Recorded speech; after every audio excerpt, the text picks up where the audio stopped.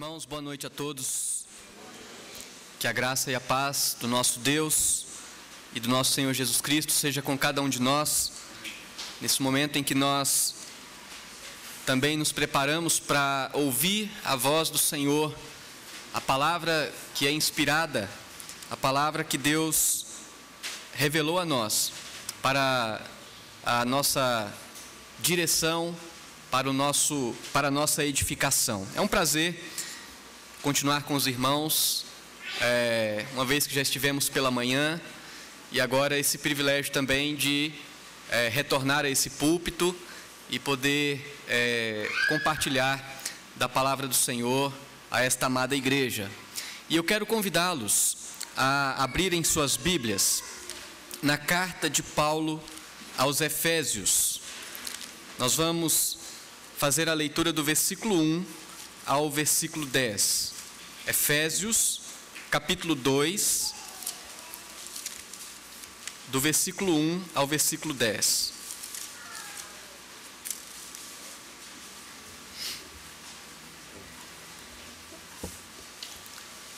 Efésios, capítulo 2, do versículo 1 ao versículo 10.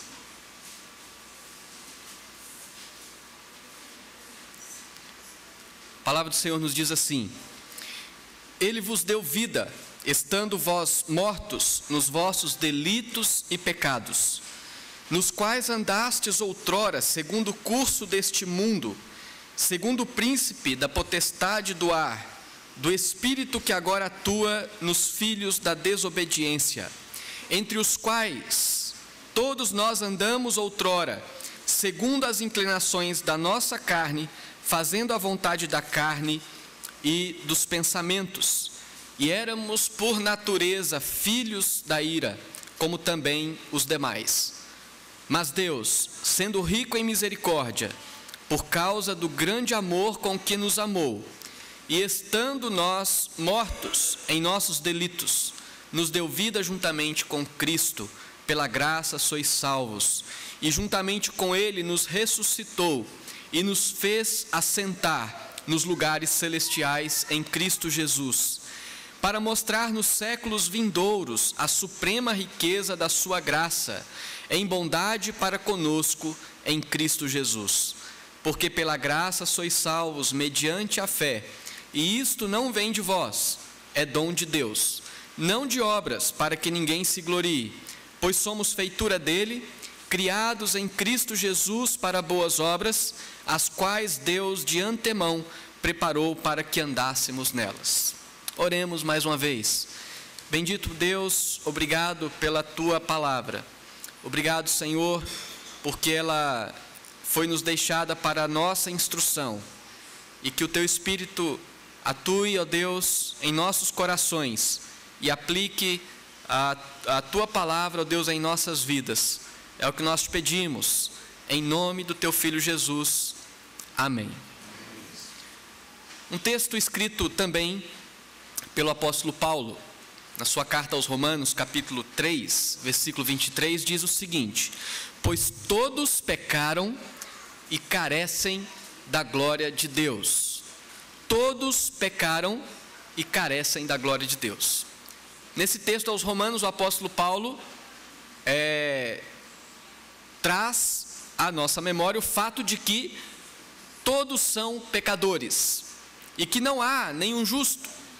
Todos são igualmente transgressores da lei do Senhor.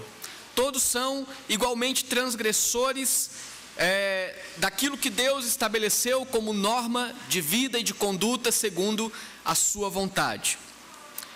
E o fato é que o pecado, que é toda transgressão contra Deus, é uma realidade na vida do ser humano, desde que os nossos primeiros pais pecaram lá no Jardim do Éden, conforme está registrado no livro de Gênesis. E o entendimento a respeito dos efeitos do pecado e suas consequências produziram divergências teológicas no decorrer da história. E no século XVI, portanto, a reforma protestante confrontou o entendimento católico romano de que os pecados não impedem o homem de merecer a sua salvação e de alcançá-la pelos seus próprios méritos. Os reformadores do século XVI estabelecem então a afirmativa de que, devido ao pecado que produz a morte espiritual, o homem só pode alcançar a salvação por meio da graça de Deus. A Reforma Protestante nos traz de volta a Escritura, afirmando que o homem, sendo pecador, não tem nenhum merecimento diante de Deus e que somente pela sua graça, somente pela sua misericórdia, somente porque Ele vem a nós e nos alcança sendo nós miseráveis pecadores, sem nenhum merecimento. O apóstolo Paulo escreve essa carta aos Efésios por volta do ano 60 depois de Cristo, e numa situação em que ele estava preso em Roma. E estando preso em Roma, Paulo aborda nessa carta algumas doutrinas, como a doutrina da eleição, que afirma que Deus, desde a eternidade, escolheu aqueles que são seus. Ele aborda nesta carta a doutrina da salvação, quando ele estabelece o ensinamento e reafirma a forma como Deus, pela sua graça, alcança aqueles que Ele escolheu antes da fundação do mundo. Nesta carta, o apóstolo Paulo destaca a respeito do pecado, da condição do homem, a condição miserável em que o homem se encontra desde que ele pecou. E esta carta relata a respeito do sacrifício de Cristo, a morte redentora de Jesus, a morte pela qual Cristo, derramando o seu sangue, vem para redimir este homem que distanciou-se de Deus por causa dos seus pecados. E na parte final desta carta, Paulo exorta os crentes a viverem uma vida piedosa, uma vida consagrada, uma vida que agrada a Deus, considerando aqui então aquilo que Deus fez nas suas vidas. O fato de que Deus nos elegeu, o fato de que Deus nos alcançou, apesar dos nossos pecados, por meio do sacrifício de Cristo. Isso deve levar-nos a uma vida que bendiz e glorifica o seu nome. É o que Paulo trata no final desta carta, quando ele fala no capítulo 5 sobre as obras das trevas e as obras da luz. E ele diz que aqueles que estão em Cristo não devem ser cúmplices das obras das trevas.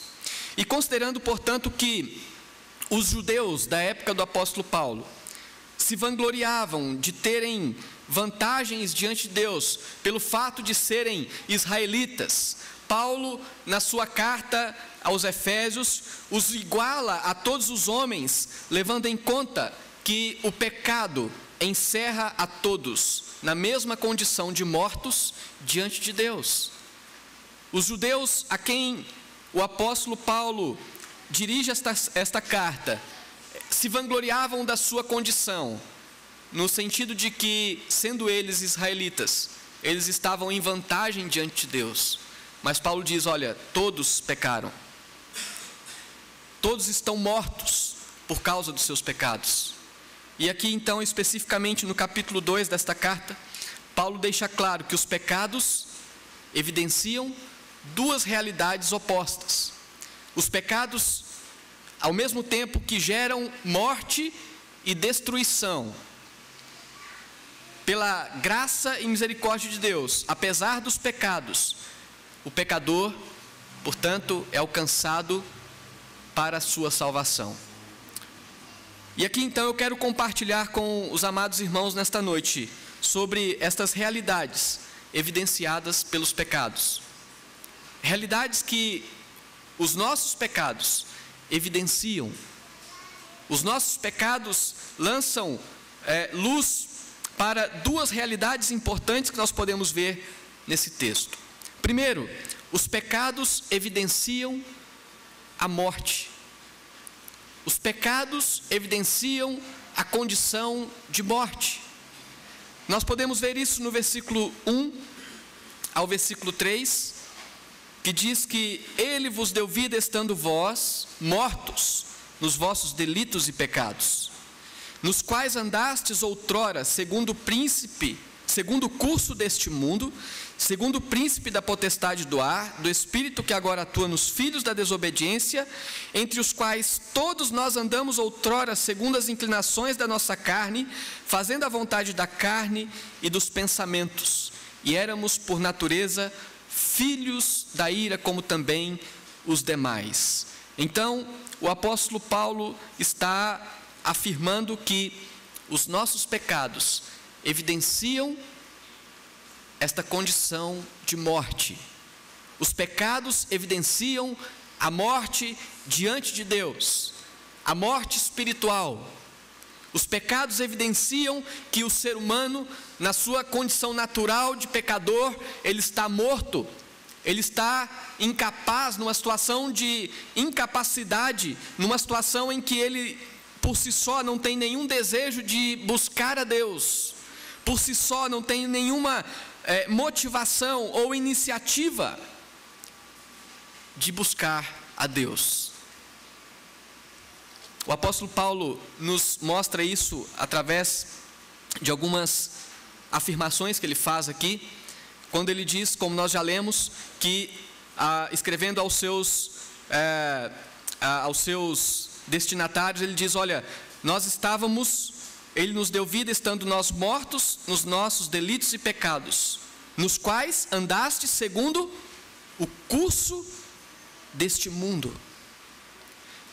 Os pecados estão relacionados na nossa vida ou na vida das pessoas que andam distante de Deus e apontam para a forma como as pessoas estão vivendo, segundo o curso deste mundo.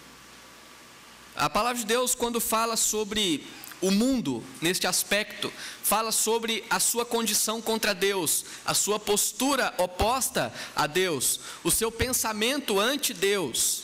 O mundo caminha contra Deus, e todos aqueles que estão mortos nos seus delitos e pecados estão andando segundo o curso deste mundo. Certamente aqui o apóstolo Paulo está escrevendo, fazendo uma referência se dirigindo àqueles que já estão em Cristo, mas que antes de estarem em Cristo estavam mortos. E estando mortos, eles estavam caminhando, vivendo segundo o curso do mundo. Um mundo que caminha contra Deus. E esta é a condição que se encontra a todos aqueles que estão vivendo em uma condição de morte. A morte que é evidenciada pelo seu pecado. E aí o apóstolo Paulo ainda diz que nesta condição de morte, não apenas andávamos segundo o curso do mundo, mas também segundo o príncipe da potestade do ar.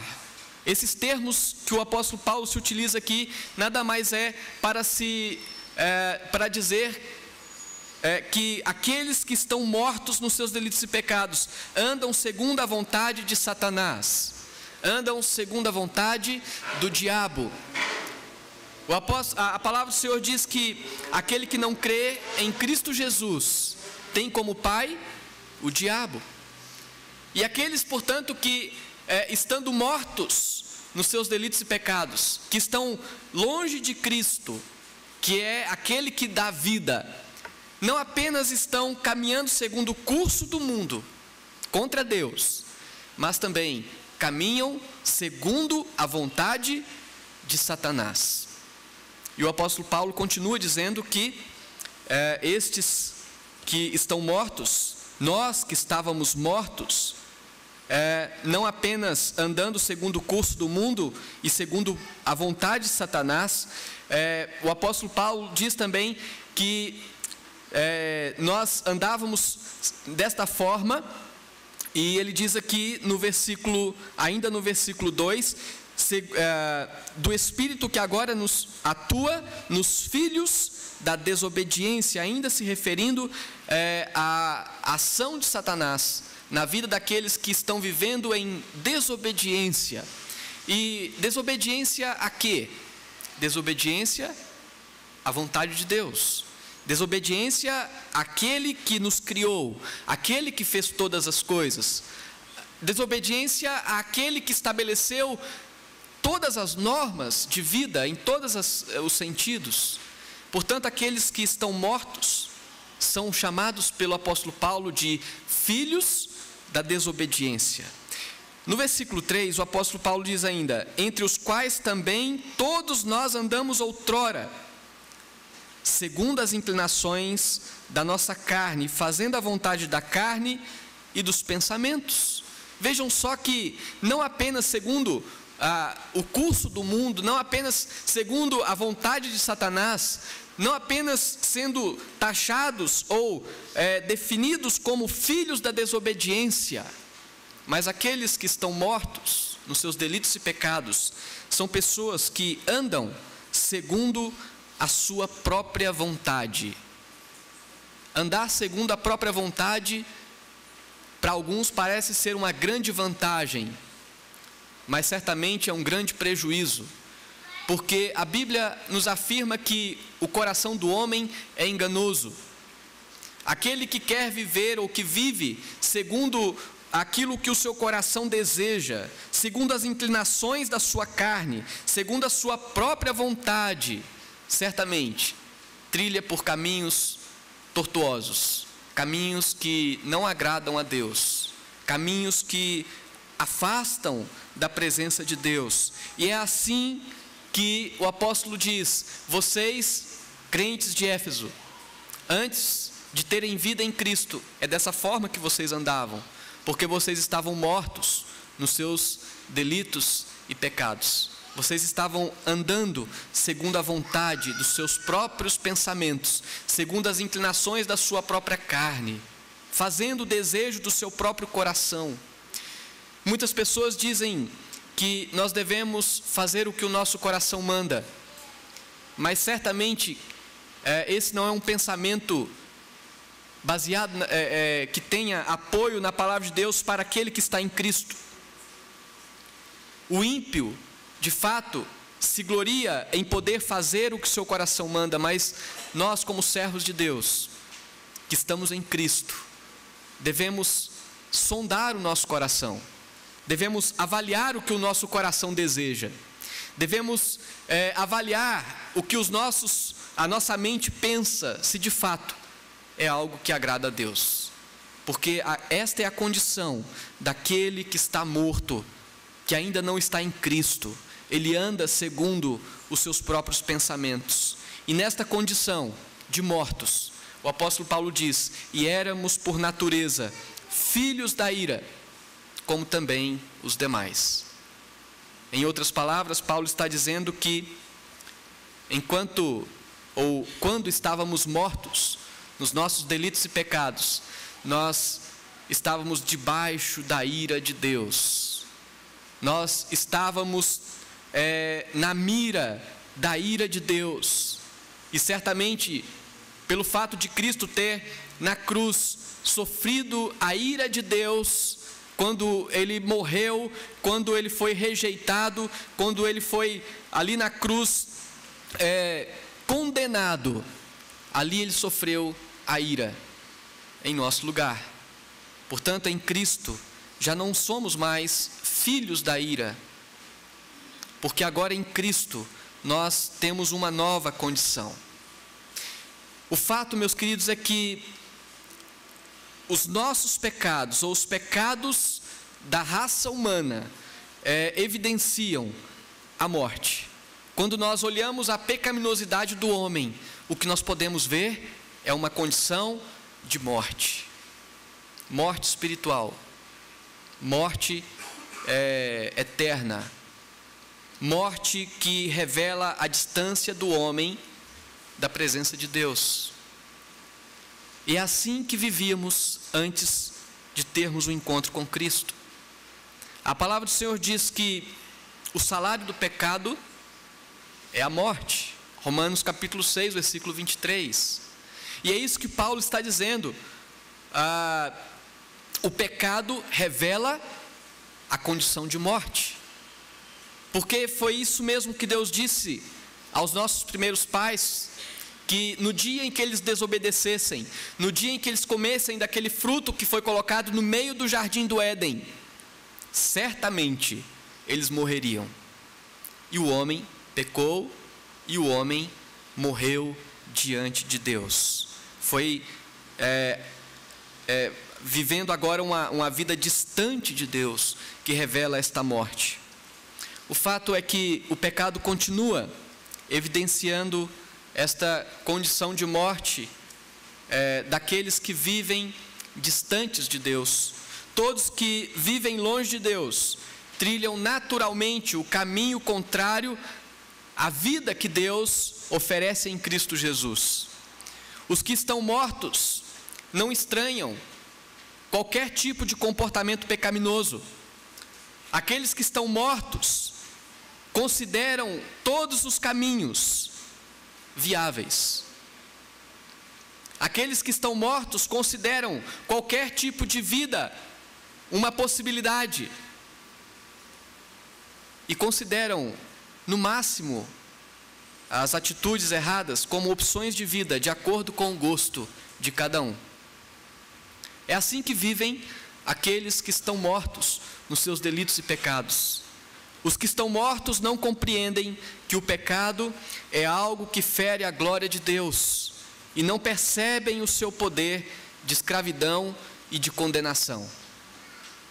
Quando a pessoa não tem o conhecimento da vida em Cristo, a pessoa se afunda no pecado, se alegra e encontra prazer neste pecado, no pecado que o escraviza cada vez mais, no pecado que o afunda cada vez mais, no pecado que o leva cada vez mais longe de Deus. E certamente sofre cada vez mais os resultados da ira de Deus sobre a sua vida e caminha para sofrer a ira eterna de Deus.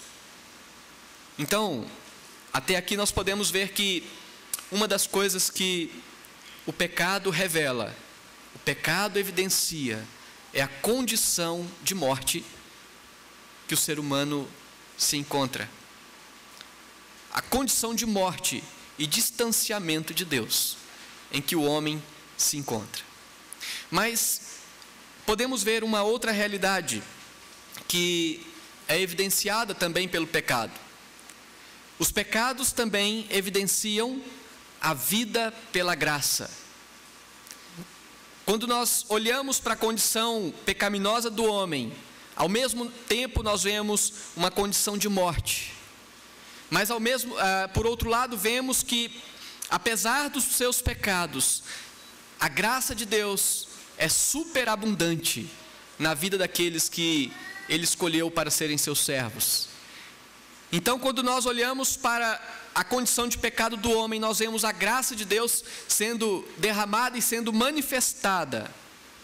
E isso podemos confirmar no versículo 4 ao versículo 10 do texto que nós lemos, quando diz que Deus, sendo rico em misericórdia, por causa do grande amor com que nos amou, e estando nós mortos em nossos delitos, nos deu vida juntamente com Cristo, pela graça sois salvos.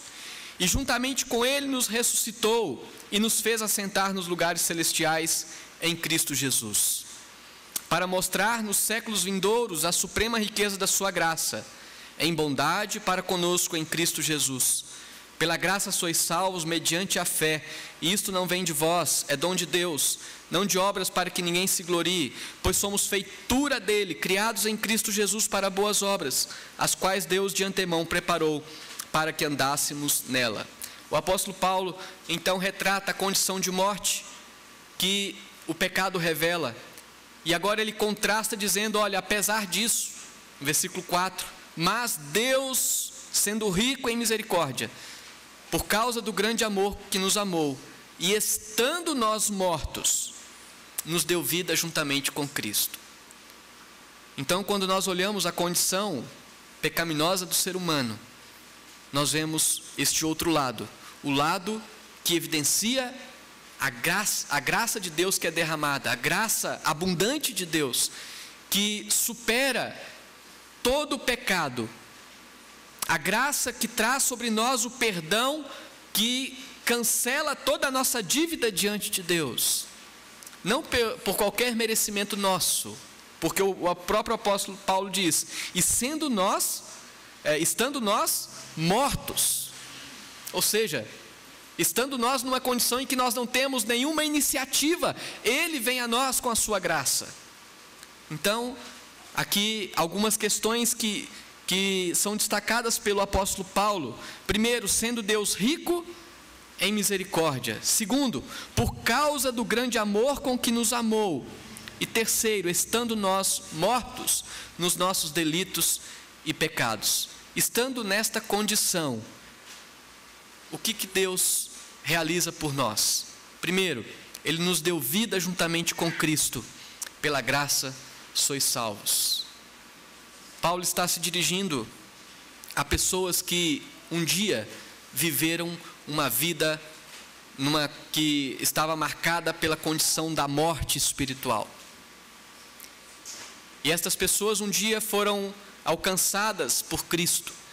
E Paulo está lembrando a estas pessoas que o que eles foram e o que agora eles são em Cristo, o que eles são agora por causa da graça de Deus.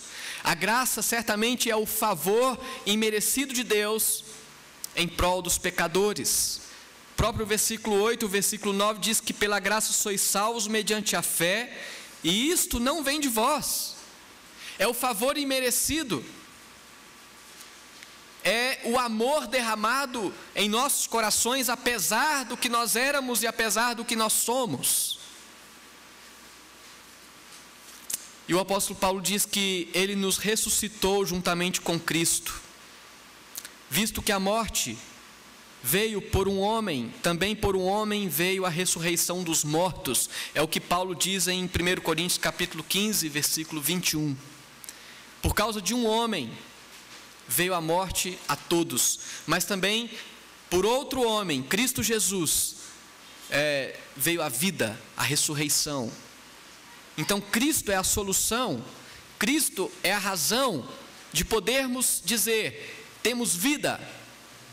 Cristo é a razão de podermos afirmar, estamos vivos e não mortos mais em nossos delitos e pecados.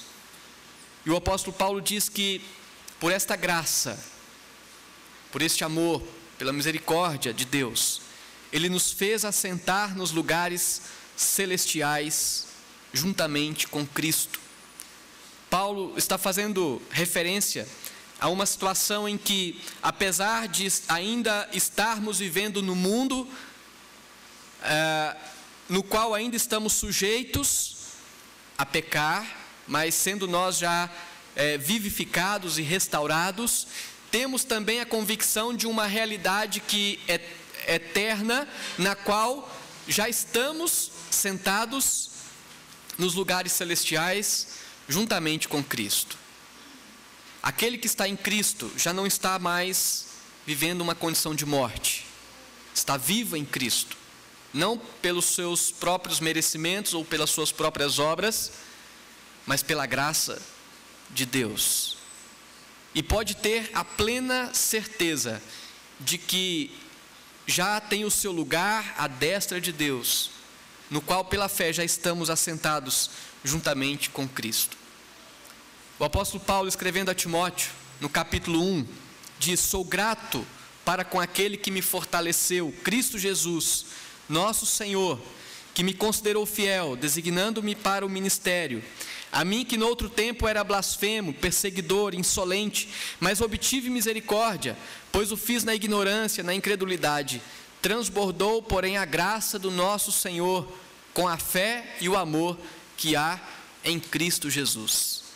Paulo diz: eu era um miserável, pecador, um insolente, eu era um blasfemo, um perseguidor, mas transbordou a graça do nosso Senhor. E agora então, Paulo diz que a sua vida foi transformada, e agora então ele serve a Deus para a glória dele. E é isso que aconteceu com os crentes de Éfeso, é isso que aconteceu com a minha e com a sua vida, com todos aqueles que estão em Cristo, porque agora em Cristo temos vida. Quando nós olhamos para a condição de pecado, vemos a manifestação da graça de Deus. Vemos a manifestação do grande amor de Deus para com o pecador. E quando o pecador tem um encontro com Deus, ele percebe que maior do que o poder do pecado em sua vida é o poder da graça de Deus. Não há pecador que não possa ser salvo pela graça de Deus, por maior que seja o seu envolvimento com o pecado. A graça de Deus transforma todo aquele que Deus quer alcançar. A graça de Deus se manifesta em seu grande amor, pelo qual Ele concede o perdão e a vida que não merecemos. E neste aspecto, então, devemos bendizer a Deus pela manifestação da sua graça, seu favor imerecido, em nosso favor, sem a qual continuaríamos sob o poder do pecado e sob o poder da morte por toda a eternidade. Meus irmãos, que esta palavra do apóstolo Paulo aos crentes de Éfeso produza em nossos corações alegria, gratidão, na vida de todos aqueles que já estão em Cristo, porque estando em Cristo nós podemos ter exatamente esta visão, podemos olhar para o pecado e ver que o pecado ao mesmo tempo evidencia a morte, mas ao mesmo tempo o pecado evidencia a graça de Deus, porque quando olhamos para o nosso pecado, vemos quão grande é o amor de Deus, vemos o quanto somos imerecedores, mas Deus, pela sua infinita misericórdia e pela sua graça, nos alcança apesar do que somos. Que nós glorifiquemos a Deus, exaltemos a Deus, continuemos a servir a Deus, gratos por seu amor, pela sua graça. Certamente, aqueles que porventura ainda não tiveram um encontro com Cristo, é necessário saber que o seu pecado está revelando que você está morto. E é importante que você saiba que existe esta graça de Deus para todo aquele que nele crê, todo aquele que crê no sacrifício de Cristo, então pode usufruir de uma bênção e uma vida eterna. Que nós tenhamos em nossos corações a convicção de que somos imerecedores, mas que Deus, pela sua graça, tem nos alcançado e tem nos dado em Cristo Jesus a convicção e a certeza da vida eterna. Que o Senhor nos sustente a cada dia, que o Senhor nos dê a sua bênção e nos faça caminhar como servos fiéis, como servos que reconhecem os seus benefícios para conosco, e que Deus nos abençoe.